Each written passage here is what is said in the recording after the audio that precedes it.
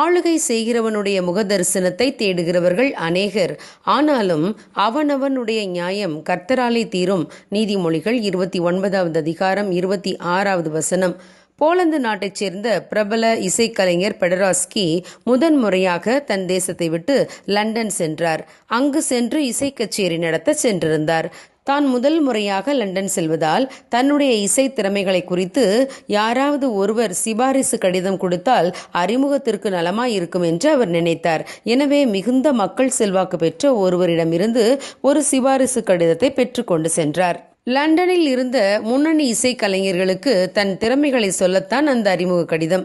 அந்த சிபாரிசு கடிதத்தை எழுதியவர் அதை ஒரு கவருக்குள் வைத்து ஒட்டி அதை பெடராஸ்கியிடமே கொடுத்து அனுப்பியிருந்தார். எனவே பெடராஸ்கி எல்லாமே சுமூகமாக நடக்கும் என்று நம்பி பரம திருப்தியோடு லண்டன் சென்றார். அவர் எதிர்பார்த்ததை விட நிகழ்ச்சி மிக வெற்றிகரமாக அமைந்தது. அவரை குறித்த சிறப்பான அறிமுகம் கிடைத்தது. ஆகவே அந்த சிபாரிசு கடிதம் அவருக்கு தேவைப்படவே இல்லை. எனவே அதை அவர் யாரிடமும் கொடுக்காமல் தன்வசமே வைத்துக் கொண்டார். சில ஆண்டுகள் கழித்து முக்கியமான பேப்பர்கள் வைக்கப்பட்டிருந்த ஃபைலை திறந்து ஒரு பேப்பரை தேடிக் கொண்டிருந்தார். அப்பொழுது அவருக்கு மூடிய உரையில் இருந்த சிபாரிசு கடிதம் கண்ணில் பட்டது. அதை திறந்து அதில் என்ன எழுதப்பட்டிருக்கிறது என்று பெடராஸ்கி படித்து பார்த்தார். அதில் இவ்வாறு எழுதப்பட்டிருந்தது: இந்த கடிதம் பியானோ இசைக்கலைஞர் பெடராஸ்கியை அறிமுகம் செய்து வைப்பதற்காக எழுதப்பட்டது. ஆனால் அதில் அவருக்கு சொல்லிக்கொள்ளத்தக்க சிறப்பான திறமைகள் எதுவும் இல்லை என்று எழுதப்பட்டிருந்தது. பிரியமானவர்களே, நாமும் பல சமயங்களில் யாருடைய சிபாரிசாவது இருந்தால் நினைத்ததை சாதித்து விடலாம் என்று நினைக்கிறோம். ஆனால் ஒருவேளை அந்த சிபாரிசு கடிதங்கள் நமக்கு பின்னடைவை ஏற்படுத்தி விடலாம். அந்த கடிதங்கள் தேவைப்படாமலேயே நம்மை உன்னத நிலைக்கு உயர்த்த நம் தேவனால் மட்டுமே முடியும். எனக்கு உதவி செய்து கை தூக்கிவிட யாருமே இல்லையே என்று கலங்காதிருங்கள். தேவன் உங்களை உயர்த்த அறிந்திருக்கிறார். எத்தனை சிபாரிசுகளை நீங்கள் வைத்திருந்தாலும் தேவனால் மட்டுமே நாம் உயர முடியும்.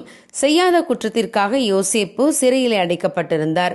தேவன் யோசேப்புக்கு சொப்பனங்களுக்கு அர்த்தம் சொல்லும் கிருபையை தந்திருந்தார்.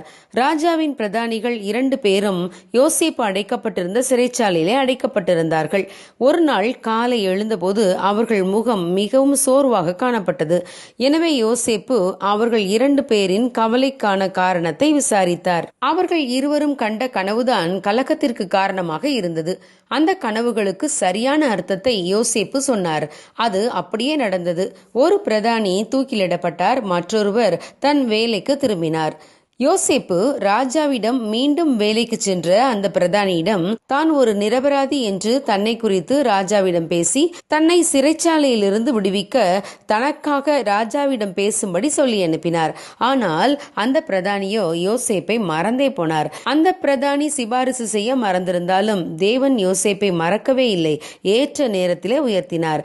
பார்வோனின் சொப்பனத்துக்கு சரியான அர்த்தத்தை யோசேப்பு சொன்னதால் ராஜா யோசேப்பை மேன்மைப்படுத்தினார், முழு எகிப்துக்கும் அதிபதியாக்கினார். பிரியமானவர்களே, உங்கள் உயர்வுக்கு மனித ஒத்தாசைகளை நாடாதிருங்கள். கர்த்தருக்கு உங்கள் வழிகளை ஒப்புக்கொடுங்கள். அப்பொழுது உங்கள் காரியம் ஜெயமாய் மாறும்.